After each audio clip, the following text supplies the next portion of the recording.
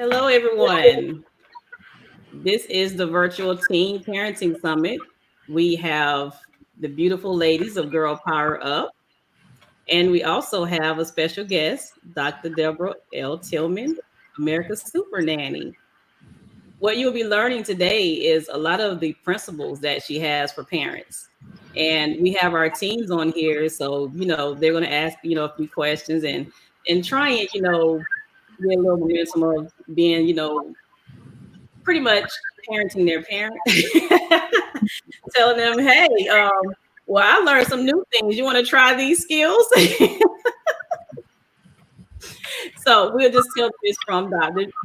Tillman, and hey, she is the guru, and she has some good point. We'll say it in a nice way, though, not too harsh. So I am, Dr. Lashley. I am the founder and the CEO of Girl Power Up and Boss'd UP LeadHERz Inc. And we're going to introduce the girls now. They're going to come on and tell you who they are. Okay, great. Hello, my name is Heaven, and I am the president of Girl PowerUP Youth Group and CEO of Glossy Melanin. Hi, my name is Cardasia.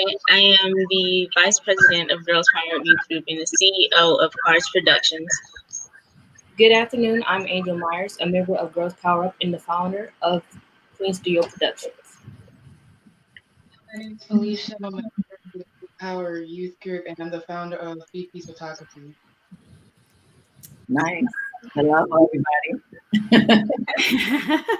So wait, I have Heather at the top. Who's at the bottom?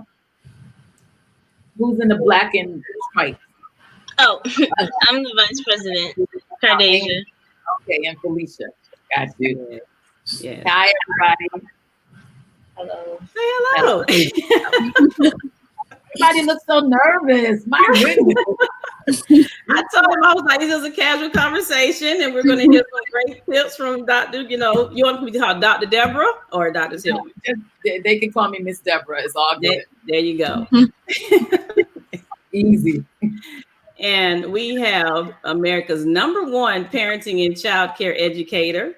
Dr. Deborah L. Tillman is a consultant, a speaker, an author, the founder of Happy Home Child Learning Center Incorporated, America's Super Nanny, as seen on Lifetime Television, and the president of the Parenting Movement, a nonprofit organization that seeks to rebuild and restore families worldwide.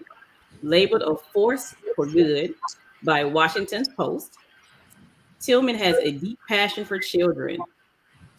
She began her career over 25 years ago when she became frustrated with the lack of quality child care her son was receiving as a result, quit her very lucrative accounting job, and started her own very successful child care center in 1994.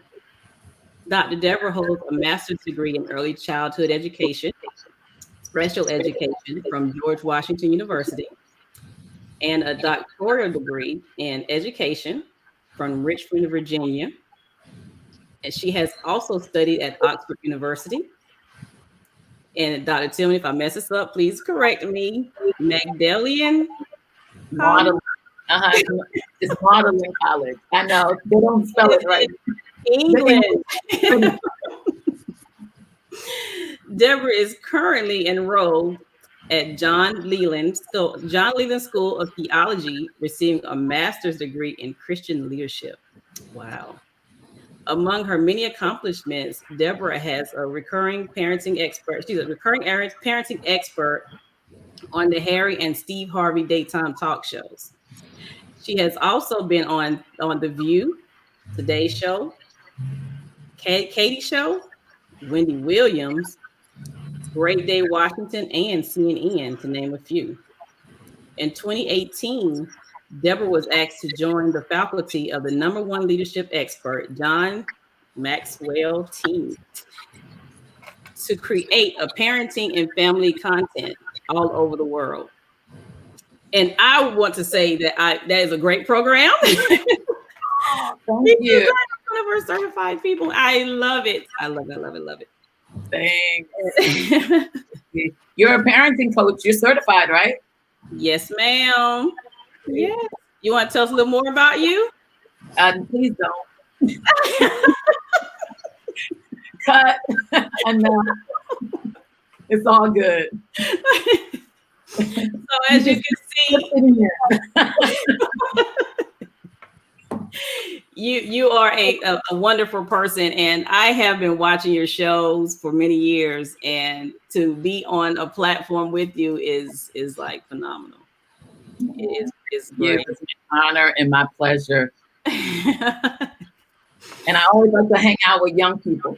Yes. And they are excited, very excited. They can't even stop smiling. Well, Heaven can't stop smiling, as you can see. She has been waiting on this moment.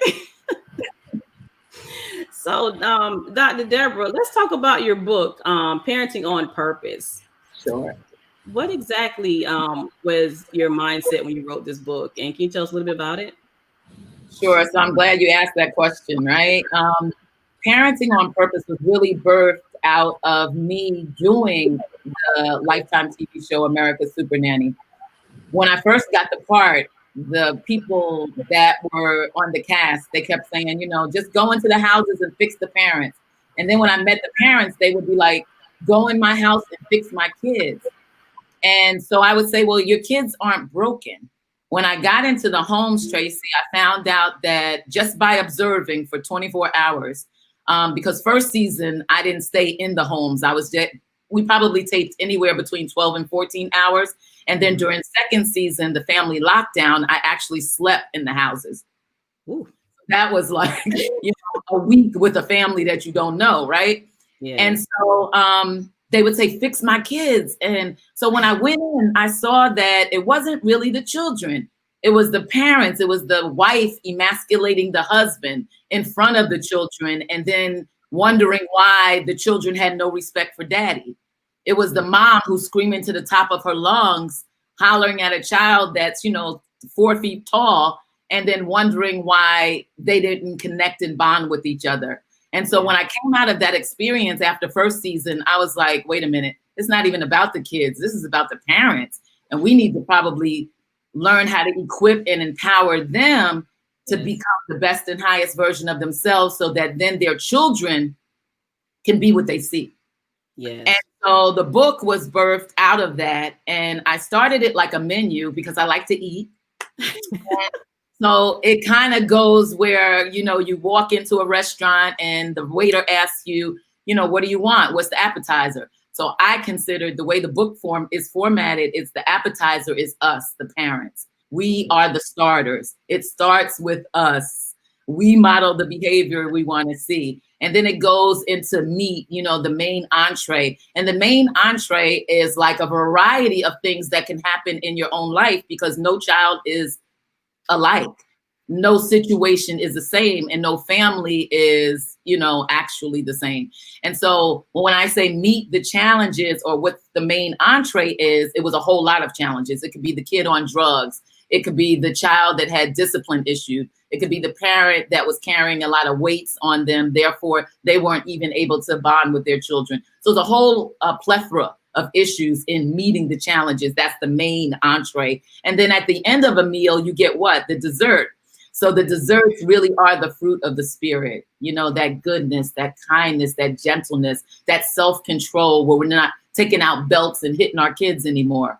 And then finally the tip, and I give in the book, if the waiter is good, people always say if the waiter is good, you give a tip, but I give a tip to everybody regardless, because I demand respect. So if I get a bad waiter that comes and is disrespectful, I usually ask for another waiter. But most of the times I just give tips because I believe that, to whom much is given, much more is required. So, so then I give 10 tips, and that is the outline of the book. Wow, that is fantastic. And you brought up a great point about not spanking your children because, being old school back in the day, that's what mama did. Mama gonna get that bell. She'll get that shoe, whatever she can grab. Right. That's right. So but how do you get parents out of that? They did what they knew, Tracy. Yeah. You know what I mean? Like they did what they knew. And because our great grandparents were raised that way, then it just kind of followed that whole generational curse. And it isn't until we know better that we can do better. That's true. So do you guys have questions about the book? Oh, I have a question. What is a parent's purpose? Oh, that's so good. Wow. And your name is Heaven. Your name's you Heaven. Wow. That's a whole other conversation, Tracy, where we name our children what we believe them to be, that whole spirit thing. So I love your name. Well, thank you for that, Heaven. What is the parent's purpose?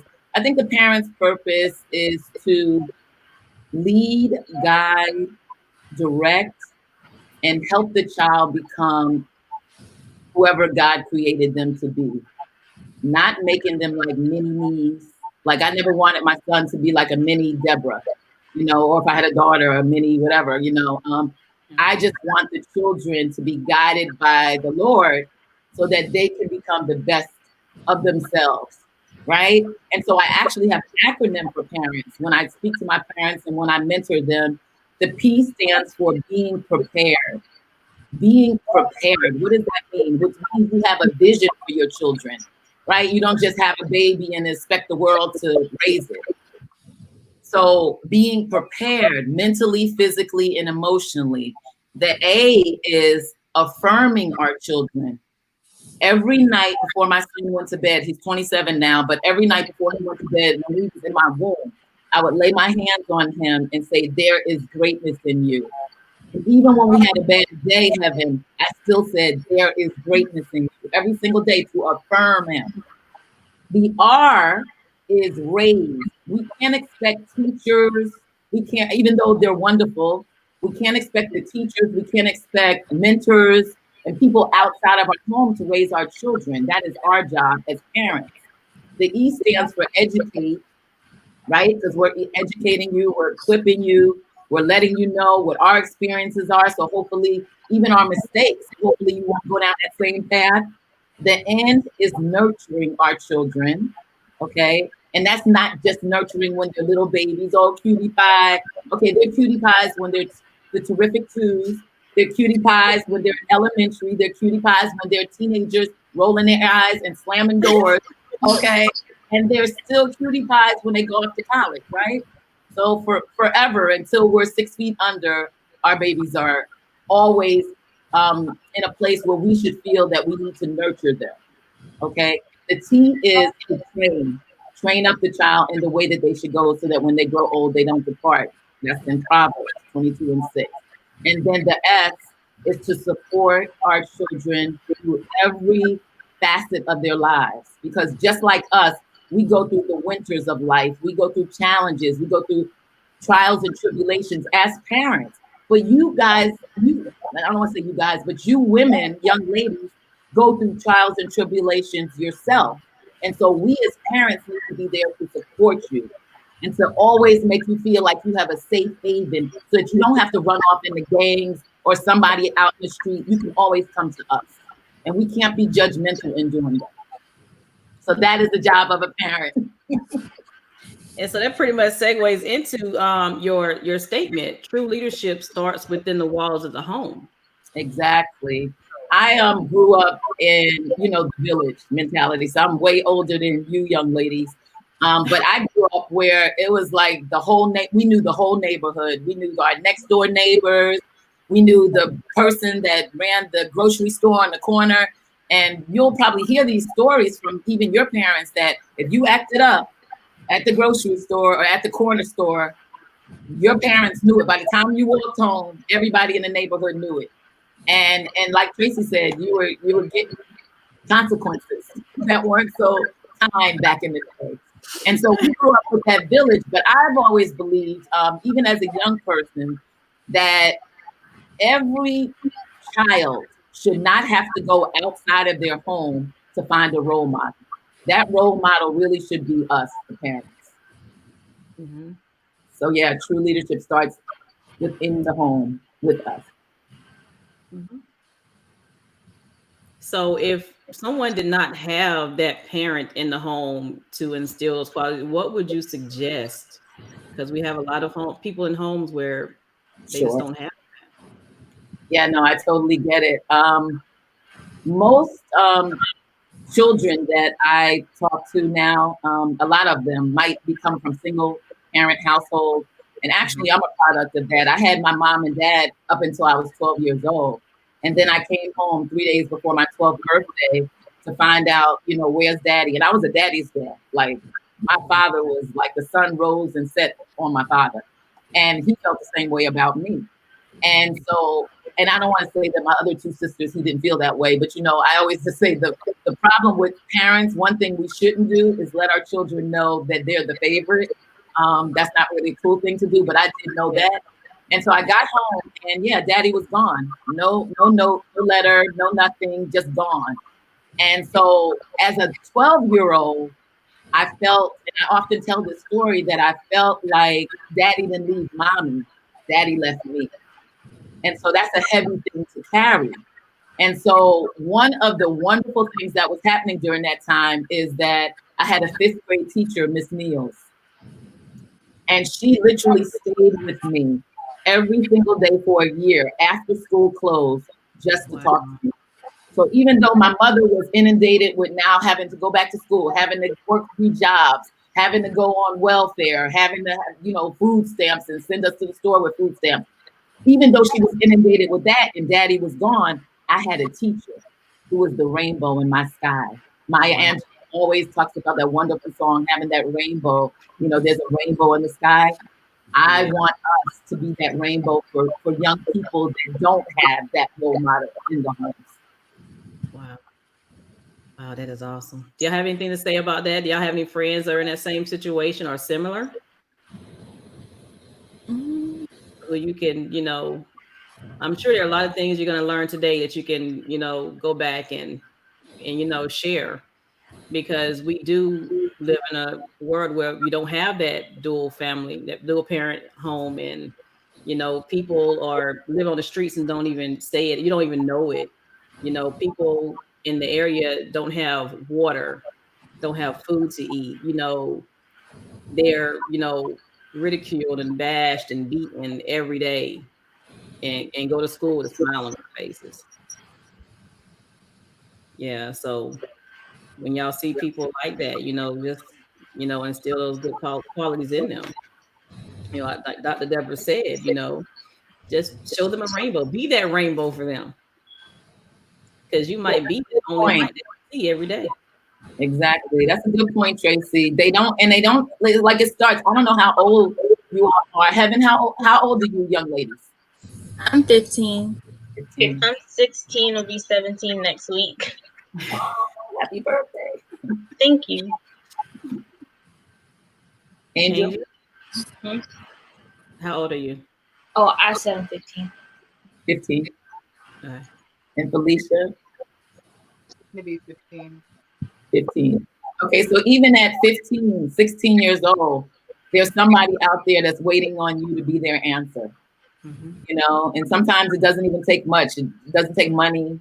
It could just take a kind, word, a hug, a smile. Well, we can't hug anybody right now, but no.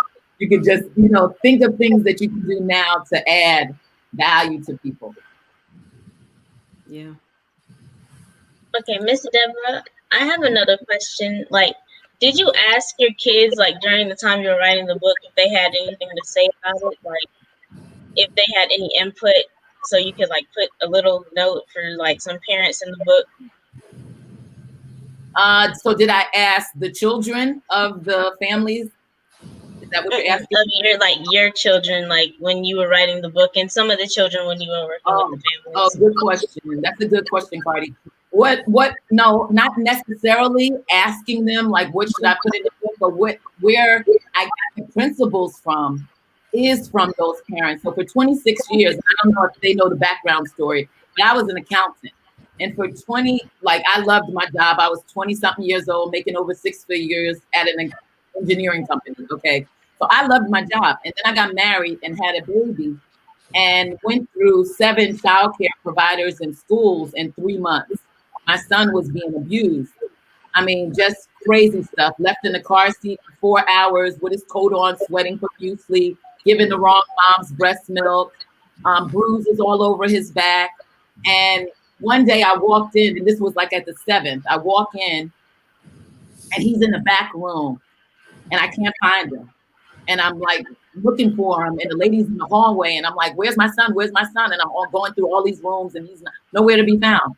And then I finally open a door, and he's like in a corner, in a back corner, in a bassinet. Now, mind you, this is a 3-month-old baby in a bassinet on his back. He has a bottle in his mouth. The ledge of the wall is holding up the bottle, and he's sucking air. Nothing's in the bottle. And so I literally, at that moment, fell to my knees and said, "Look, what is it you want me to do, Lord?" And I heard 7 still small words. "I want you to do it better." And I quit my accounting job the next day. No other job, no other income. I quit and said I could do it better than they can do it. And so over the 26 years of working with parents and families, and then being in the homes on America's Supernanny, I looked to see, Cardi, what was missing. Like, why are these families disjointed? Why is there so much chaos going on? And then I would find the missing pieces. Well, there's no love. And love isn't buying your kids a whole bunch of toys. Love is spending time with them. Oh, what's missing? Forgiveness. Oh, what's missing? Compassion. So once I figured out what was missing, that's what I put in the book. And that's how I actually formed and framed the principles that I created for the Maxwell Parenting and Family Certification. So great question. Wow, that was a great question. And I am thankful for that program. I was one that was waiting on that one. Okay, so let's talk about the 10 principles of parenting. You know, what led you to those particular principles? Yeah, similar to what Cardi just asked me, like it was the experiences that I was having. I don't know if any of you young ladies ever read the book Think and Grow Rich by Napoleon Hill. That might, Tracy, you might want to put that on your list of things. I don't know if you'll have a reading group. It is. Okay, that's one of the great books. I mean, I usually steer to African American authors, so I love James Baldwin and Maya Angelou and Nikki Giovanni. But Think and Grow Rich is just one of those awesome books that will get your mindset for a greater life, particularly if you weren't raised with millionaires and billionaires. You know what I mean? So it's not just being rich in money, it's being rich in spirit, right? And so when you go through some of those steps, they talk about definiteness of mindset. And for me, what I did with the principles is, okay, I thought about Think and Grow Rich. And then I said, no matter if you had like the worst parent in the world, what 10 principles could you put in place, even if they weren't raised like that, even if they came from an abusive household, even if they had fear and doubt and guilt and shame that were weighted down on them, even with that parent, what 10 principles could I put in place so that at least if they did those 10, the children would be okay. The outcome of that would be okay. So it was really about building, if you think about building a house, it was really about putting in that solid foundation. Because again, you could build a beautiful house, but if the solid foundation is built on sand, when a challenge comes, the house is gonna fall apart, right? Oh, yeah. But if you build it on solid rock, and these really, it should have been called the solid rock, right? Solid rock, these foundational principles, if you did that, then our children would be better off in terms of reaching their fullest potential. So that's where I got the 10 principles from. Okay. Do y'all have any questions about the 10 principles before Dr. Tillman, says her spiel on them? Yes. Unmute yourself because you're muted because there was a lot of feedback. Oh, I have one on connection. Connection, okay. So like, what do you mean by building like how you know you're building a good connection with your parents? Oh, with your parents. Oh, look at you. Awesome question. Great questions. Don't be afraid to ask questions. Listen, the ones I always say to people, and I don't know, I'll just throw this out to you all, young people. I grew up with a lot of confidence, but I was around a lot of people who didn't grow up with a lot of confidence. And I went to an all-Black school. And so because I went to an all African-American school, I had African-American teachers, African-American guidance counselors, and all of them, because I came from that village that they thought they raised me, right? They all sowed seeds of greatness inside of me. So it wasn't like I was cocky or anything like that, but I had a lot of confidence and a lot of self-awareness. And so when I went to a school like Wesleyan University, right? And it was nothing but different nationalities in the classroom that felt like I was only there because of an affirmative action program, which was not the case, but they believed that in their mindset, they believed that. I didn't shrink back. And I raised my hand, as hard as it was, I raised my hand to ask a question, because you never want to leave this platform or any platform. I don't care who's on. You could be talking to, I don't know who y'all's, if you like Beyonce, I don't know, whoever, but anybody could be on the other side of this. You never want to miss your opportunity to ask questions, right? And no question is a dumb question. People like to say that, oh, that's a silly question. No question is a dumb question. So before this ends, I want to hear a question, at least 2 or 3 from each of you, okay? That is my mantra to you. That is my charge to you, all right? But you said in terms of connection, how can you build a connection with your parents? First of all, I think it's important that, and a lot of these principles are in an order for a reason, but the reason that you're asking for, you know, how can you build? I think it goes 2 ways. I think if you're trying to build a better relationship or connection with your parents, then I think it's about being open with them, about, you know, communicating with them in an authentic manner, being transparent, because here's the deal. No parent is perfect. Like, I know we try to teach from the mountaintop as if we're Moses, right? But we honestly were where you all are now. We were 16 at one time. We were 15 at one time.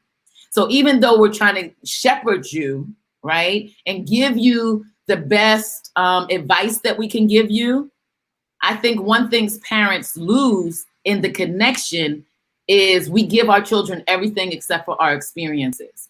We don't tell you about the times we failed. We don't tell you about the times that, you know, that first boyfriend broke our hearts. We don't tell you about the time we were so silly and we, you know, hung around the wrong friend that put us down all the time. We don't give you those stories. So then it's hard to even build a connection because you think you're dealing with somebody that's perfect. And how can you connect with somebody that's perfect? None of us are perfect. Yeah. So I would just say, in terms of your parents, to just be open with them. What I used to do with my son and my husband is we used to sit down every week and have something called sensitivity time.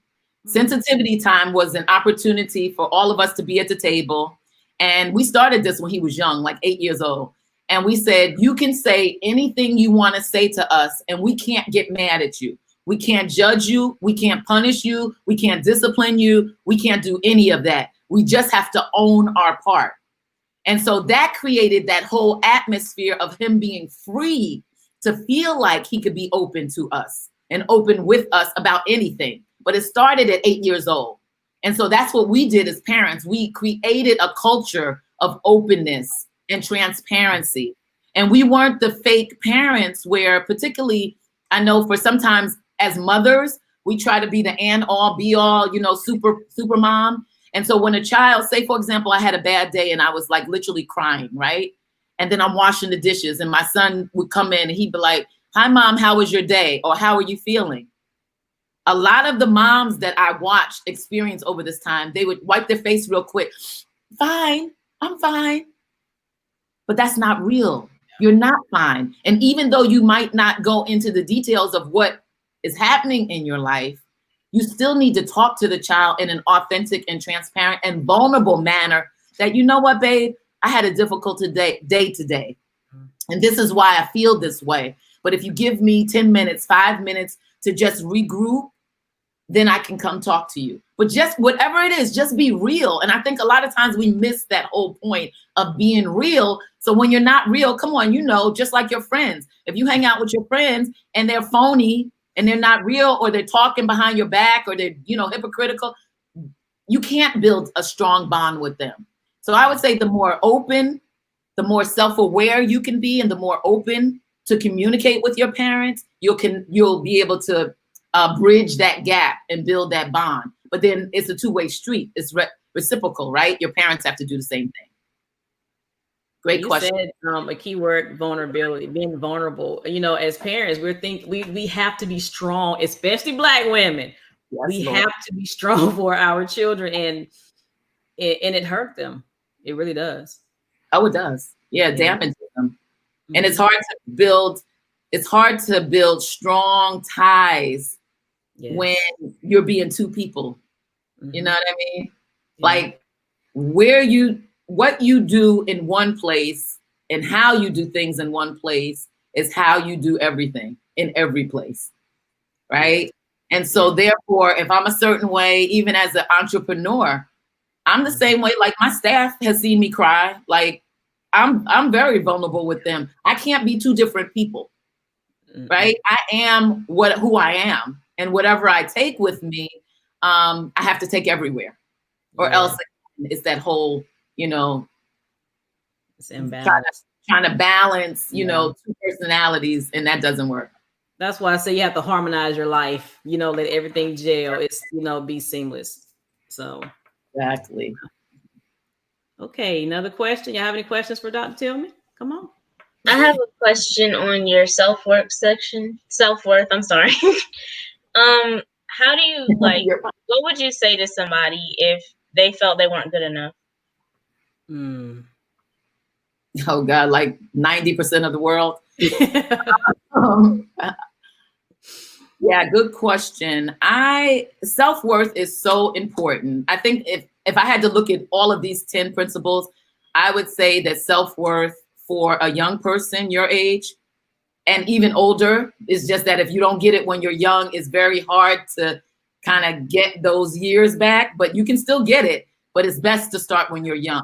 And so self-worth is the most important thing that I would say out of all the 10 principles, really, because it's a sense of knowing who you are and not knowing, not even thinking what the world thinks about you, because we have images. You all grew up, gosh, what, 1990, 2000s or something? I don't know, 2001, like 2001, 2002. Anyway, it's in the generation of social media. Okay, let me just say that. And because you had so much media, social media growing up, they show you different images of what looks pretty, what looks, you know, what's perfect. And it's difficult when you don't feel good about yourself. You'll start taking on those images. Well, I'm not as skinny as that girl on the television show. I'm not, my hair isn't as nice as that one on, you know, the magazine.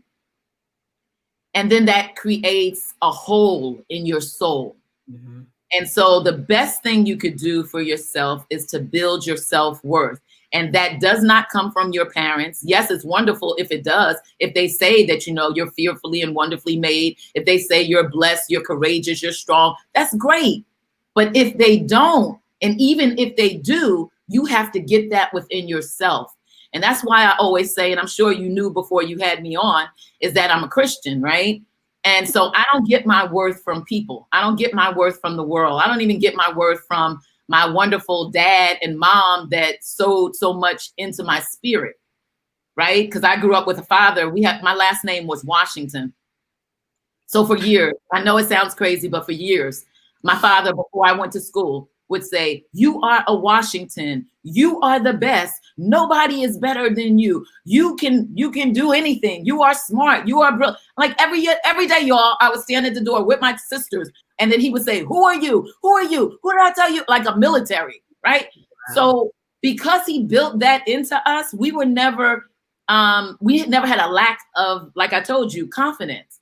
And so as you're growing, I need you to see, even if you don't have that father that does that or that mother that does that, you still have a Father in heaven, your Lord and Savior, who tells you who you are. And he says that you are in Psalm 139, 13 and 14, fearfully and wonderfully made in his image. He made you uniquely designed to do something in the earth that nobody else could do. Heaven, nobody can do something like you do it. Felicia, nobody can do something like you do. None of you. Nobody has your handprint, your fingerprint, your eye print, your hair. Nobody looks like you. There's not another fingerprint. God even knows the numbers of hairs that's on your head, which means he doesn't say there's 2,100. Every strand, he says this number is 196. Every strand on your head is numbered, which means he knows you uniquely woven into a masterpiece. You are God's masterpiece. So now when you know who you are in Christ, then nobody can come up to you and say, you are not worthy. You are not worthy of love. You are not worthy to be valued. So because I grew up with a father that said all of these wonderful things, you're brilliant, you're smart, you're this, you're that. When I got a boyfriend who thought he could smack me at like 17 years old, I hauled off and smacked him back and he fell down the steps and I left him. Now, see, that was the first sign. Why? Because my daddy told me, my heavenly father and my earthly father told me who I was. So you don't get to put your hands on me. My father never even hit me. You see what I mean? So when you know your value, nobody can tear you down. Woo.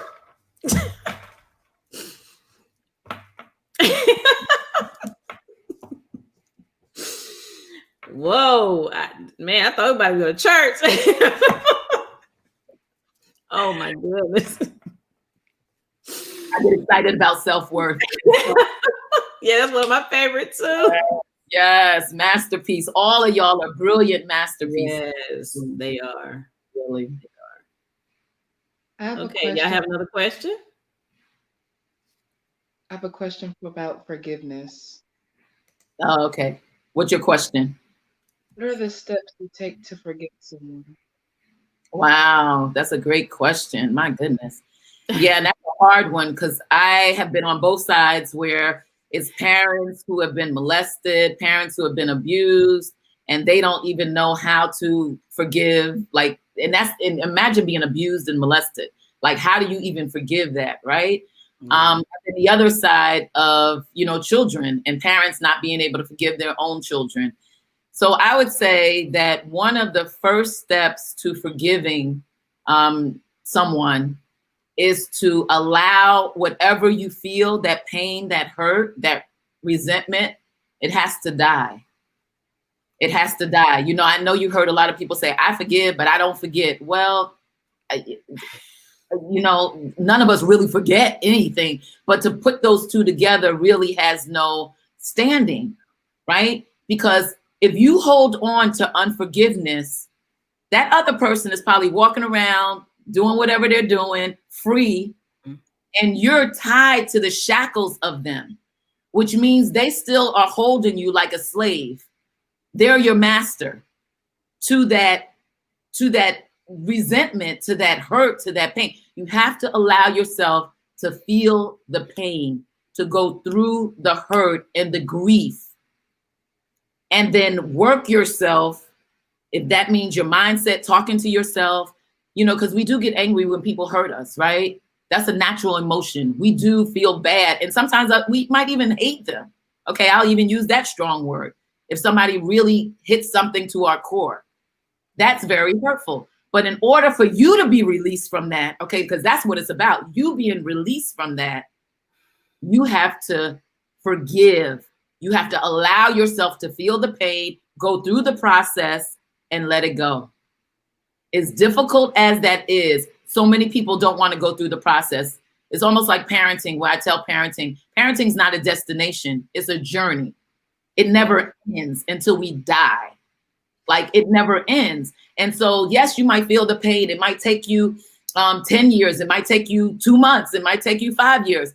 But you got to work yourself through it, because in the end of the day, none of us are perfect. Those people who hurt you, those people who hurt me, they have a story. And normally their story comes from some hurt that they've been, engaged in. I always say hurt people hurt other people, broken people break other people, because they haven't gotten past that whole process of working through it, working through the pain and hurt to get to the other side. I remember hearing this analogy that a unforgiveness is like drinking poison and expecting the other person to die. Whoa. You are the one drinking the poison, but you're expecting them to die, which means your heart and soul is being eaten away. Every single day, you don't allow yourself to forgive. And so that's the first thing. You have to know that forgiveness is not about the past, it's about the future. And it's about you making and whoever you need to forgive, it's about you getting to a better place. And you can't get to a better place unless you let it go and forgive them. Because again, they're not perfect. Wow. Great question. That hit me. And it's hard to do. Yes, it is. Yeah. It's hard to forget. I mean, just to let it go. It is. We want to hold on to it. No, because then it's gonna keep. No, you gotta let it go. But then too, Tracy, we get to play the victim when we hold on to it. Yeah. Remember, 10 years ago, they did this to me. And I hate the parents that do that. I don't know if you have parents listening, but the parents who, because I run a preschool, and so I'll get, we write little reports for the 2, 3, 4-year-olds. And if they have a difficult day, just like we have difficult days, right? Mm-hmm. They might get a report where it's like a sad face in the afternoon. So then they come in and the parents are like, let me see your report. Oh, your report is not good. Oh my goodness. Okay, fine. We talk to them about why their report isn't good. They go home. 24 hours later, they come back in. They look at the child when they're bringing them into school and say, remember your report from yesterday? You had why are we bringing up what happened yesterday? Yeah. So carrying all of that and then throwing it back in your face as parents is not okay to do. Even as parents, we need to forgive and move on. I'm guilty of that, We all are. Yeah. And now the children today will tell you real quick, well, why you bringing up old stuff? Why you bringing up the past? And, growing up when we did it, we're like, well, that's what we're supposed to do. They're like, no, you're not. You're supposed to let that go. Let that stay dead over there. Right. And they're right. Yeah. Wow. Okay. Angel, you have a question? Are all of you in a household with 2 parents? I am. I'm not. Who's not? Raise your hand. Heaven and Alicia. And and the rest of you are? Okay. Yeah. How difficult has that been for you, or has it been difficult? It hasn't really been difficult. Yeah, it hasn't really been difficult. Mm-hmm. Correct. Yeah, has it been? They should go ahead. Like so for me and my sister, or like, I mean, he wasn't really there, like present when we were young. So yeah, it's always been the same thing. So when from when you were small. From when we were small, yeah, he would like pop his head up or something like, hey, how are you doing? Hi, and then just leave again. So it's not really. Right. So by now you're just kind of used to that. Mm-hmm. Okay. Yeah. And what about you, Heaven? Same thing. I just got used to it over the years. Okay. Okay. And it's both the fathers that aren't around? Yeah. So one thing, because I am a product of the same thing, one thing I could tell both of you young ladies is that even though you could be as confident as I don't know what, look in the mirror really every single day. And this could be for everybody, but this is one thing that helped me once he left. Look in the mirror every single day and say to yourself some affirmations. And I know you heard that before, but I want you to pick the affirmations that are important to you. So whatever you think you're lacking, like if I could make up something, say for example, you didn't think that, I don't know, that you were enough because that's why your dad left, okay? Or you weren't loving enough, or whatever words you want to come up with. Just look in the mirror every single day and give yourself at least, I do it every day, even now, 5 affirmations, but you can just start with 1, you know, and look at yourself and say, I am loved. I am beautiful. I am blessed. It really does help you because your subconscious only knows what you tell it, right? It only knows what you tell it. It doesn't know whether it's true or false. And so when you say to yourself every single day, I am enough. I am loved. I am lovable. I am beautiful. Your subconscious begins to believe it, and then the outward comes out. So we know that daddies, yeah, even when our daddies leave, there is a missing something. Yeah. There's something that's missing because there's something that daddies do with little girls. And that the good daddies, they do something with little girls. They build us up and they give us an image of what we want to choose our boyfriends or husbands to be. We look at them as a model, right? And so even if you were to go online, find a mentor, or if you have an uncle or somebody in your family that you could look up to, do that. But again, your earthly father is whatever it is, but your heavenly father is the most important. I just wanted to say that. Because they're siblings that, you know, they can hold each other accountable to make sure that they're, you know. Oh, wonderful. Yes. Sister. Love it. Yes. Okay, we have about 9 more minutes. Did anybody have any more questions before Dr. Tillman says some more words? I have a question. Okay. Okay, Evan. How do you prevent your past from getting in the way of your future? Oh my God. These girls have some serious questions. My Lord.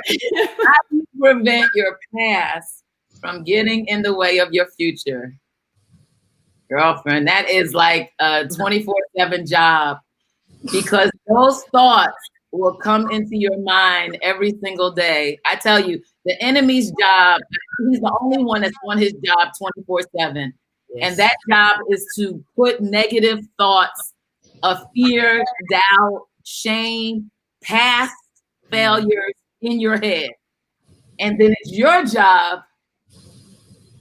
to hear it, but don't let it reside there. Yes. And so it's similar to fear, where I tell people fear is false evidence appearing real. But what that means is that fear is an emotion just like love, right? So when people say, I love you, you feel a certain way, like, oh, but when they say fear, you're like, you know, paralyzed. Yes. But it's just an emotion. And so the way we work through fear and the way we work through any kind of emotion that's negative is to allow it to be there because it's real, right? So we allow it to be there, but don't let it be in the driver's seat. It could be in the back seat, but it shouldn't be driving you, okay? So you work past it and you move forward. You move forward through it. But getting through my past, wow, that's so many different parents that I had to deal with. There was one parent on America's Supernanny where I watched her for like 3 days and she would never hug her child. She would never say, I love you. And I was like, what is wrong with this woman? So finally, when we sat down, I was like, your child is like begging for some kind of physical affection from you. You know, even if it's not the 5 love languages, give her one of them, right? Yes. Nothing, didn't do anything. And so it wasn't until I sat down and had a conversation with her when she said to me, my mother never hugged me. Her father was never there. She said, my mother never hugged me. And she rarely said, I can remember her saying one time, I love you. That was her experience. And so because she didn't get it, because children will be oftentimes what they see, she wasn't able to give that to her daughter. And so I say, in order to move forward, in order to grow, in order to be better, we have to let go of the past. And we have to use the past as a rubric to help us to move forward, right? So everything that happened in past that's painful, we know it's there, right? But allow it to propel you to another step. Listen, nobody in life that's successful. So I don't know who y'all think is successful. So like, I don't know, I'll make up a name that everybody, Oprah, Tyler Perry, Michael Jordan, all of those people, right? Bill Gates, all of them, they have gone through failures. There's no successful person that gets to the idea of success without failing. Exactly. But your failures aren't final. And just because you made a mistake does not mean you are a mistake. And so we move past that to get to the other side. You see what I'm saying? You have to. So don't let that little thing in your head ever keep you from moving forward, because that's his way of keeping you behind. But remember what God told you. I know the plans that I have for you, Jeremiah 29:11, and they are of good and not of evil, to take you where? To your expected end, not to keep you in the past. Great question. Wow. Wow. All right, we're coming to the end. Did y'all have any more questions that were burning in your hearts that you wanted to ask? I have one more question, and it's, should somebody show compassion to someone who doesn't show it back? Should somebody show compassion to somebody that doesn't show it back? Mm-hmm. It depends on what you're trying to be. So now, if God already told you who you were, right? You're fearfully and wonderfully made. You, not the other person, you, right? Because we're talking about you. If you are trying to be the best and highest version of yourself, if you are trying to be, to have within you the fruits of the Spirit, then it doesn't matter what the other person is doing. See what I'm saying? It doesn't matter that they're not kind. You can still be kind, because just because you're not kind, you're not going to dim my light. You know, I love that Marianne Williamson poem, Our Deepest Fear is not that we are inadequate. Our deepest fear is that we are powerful beyond measure. It is our light, not our darkness, that most frightens us. It's our light. So people are frightened by your light. They're not frightened for your darkness. If you walked around and was like, you know, unkind and not compassionate to people, they don't care. Then you just join the 99% of people who are doing the same thing. Your light shines in darkness. And the only way you see the light is when there's darkness. So if people aren't being compassionate, if people aren't being kind, if people are being unforgiving, that's them. You are the light. You are the one that needs to shine, because why? Because you know who you are. And you never allow anybody to dim your light. If it's too bright for them, you tell them to put on some sunglasses. Okay, great question. Wow, wow, love it.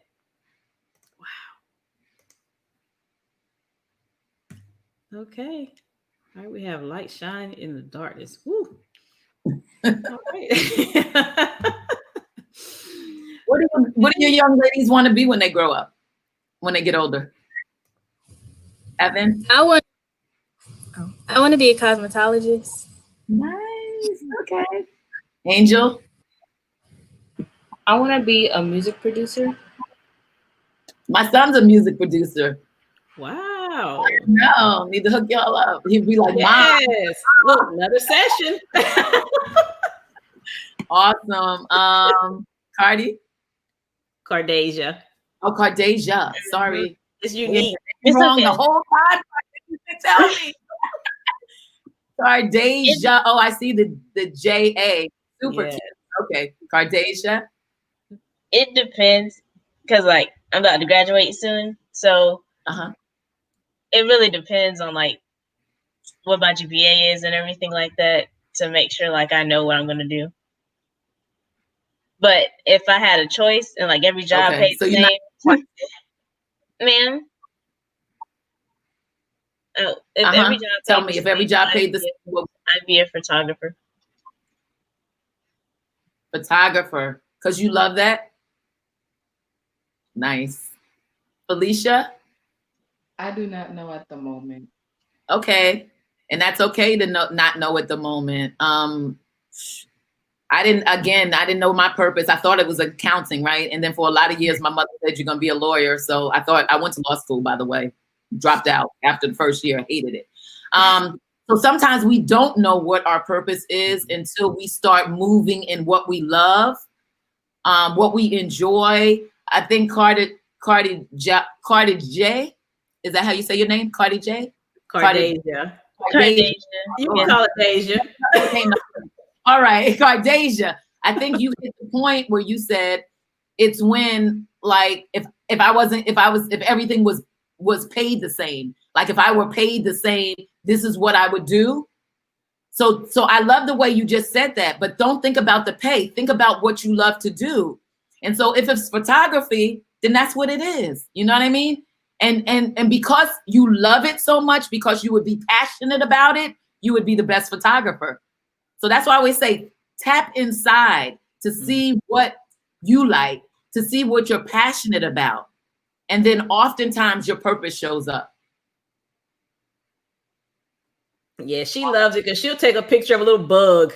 I tell her, people looking for bugs too. They want a picture of it. They use that. Yeah, keep doing it. Yeah. I asked you that question because I always say that whenever you try to figure out your purpose, just connect the why to it. Simon Sinek wrote a book called Start with the Why. And what his premise was people don't buy the product. They buy your why. So people don't buy Apple computers just because it's a computer. Like everybody has computers. They buy the why of Apple computer, right? You want to fly on Southwest because of why. Look at their mission statement. So it's really the why. My why only came up when I was 30 years old, right? Of a son being abused. I didn't know that was my why. But that why, when it's strong enough, it'll keep you through the COVID-19s. It'll keep you going through the challenges and trials and valleys of life. You'll stay strong because it's inside you. And that's what you were here, put on earth, created to do.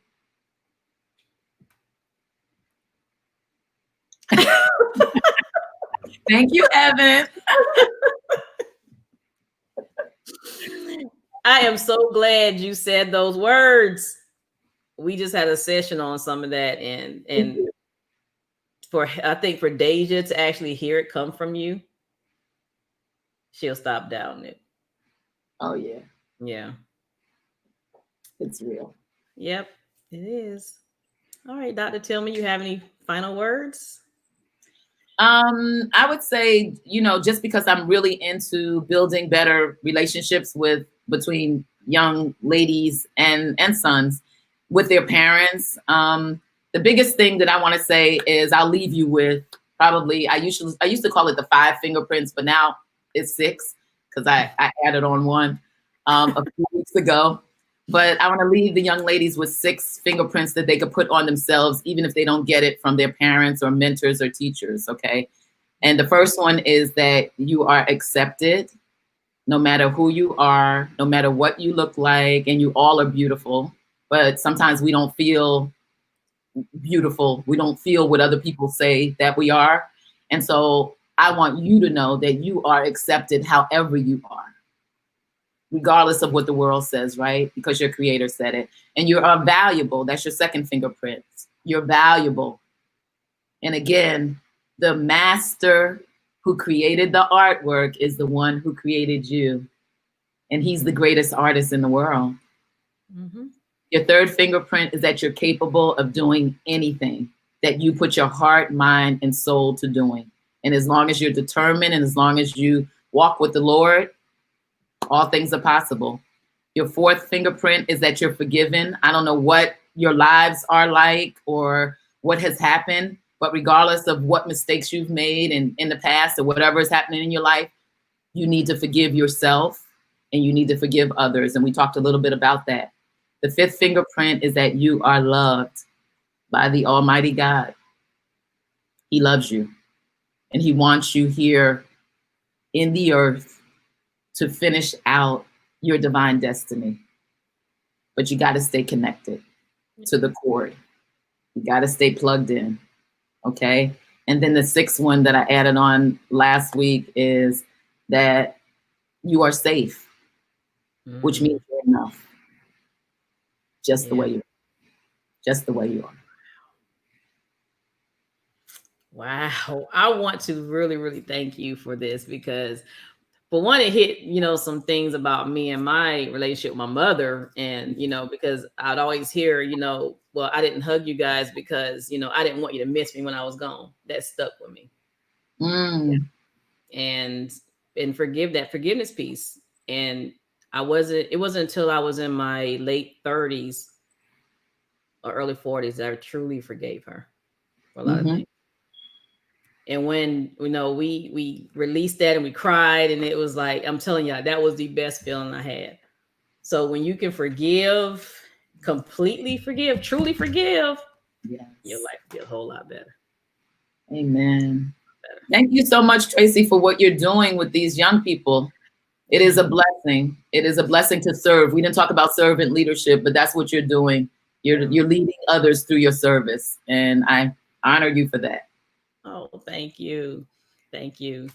Girls, y'all have any final words for Dr. Tillman? Thank you so much. You're welcome.